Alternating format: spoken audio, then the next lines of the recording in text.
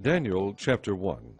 In the 3rd year of the reign of Jehoiakim king of Judah, Nebuchadnezzar king of Babylon came to Jerusalem and besieged it. And the Lord delivered Jehoiakim king of Judah into his hand, along with some of the articles from the temple of God. These he carried off to the temple of his God in Babylonia, and put in the treasure house of his God. Then the king ordered Ashpenaz, chief of his court officials, to bring in some of the Israelites from the royal family and the nobility, young men without any physical defect, handsome, showing aptitude for every kind of learning, well-informed, quick to understand, and qualified to serve in the king's palace. He was to teach them the language and literature of the Babylonians. The king assigned them a daily amount of food and wine from the king's table. They were to be trained for 3 years, and after that they were to enter the king's service. Among these were some from Judah: Daniel, Hananiah, Mishael, and Azariah. The chief official gave them new names: to Daniel the name Belteshazzar, to Hananiah Shadrach, to Mishael Meshach, and to Azariah Abednego.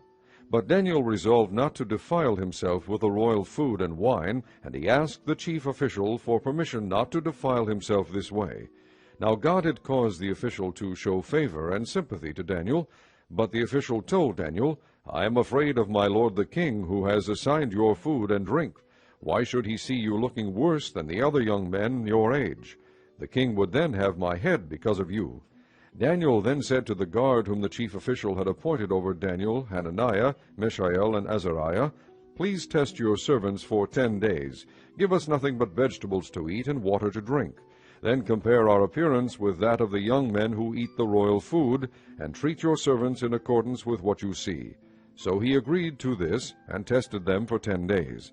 At the end of the 10 days they looked healthier and better nourished than any of the young men who ate the royal food. So the guard took away their choice food and the wine they were to drink, and gave them vegetables instead. To these 4 young men God gave knowledge and understanding of all kinds of literature and learning, and Daniel could understand visions and dreams of all kinds.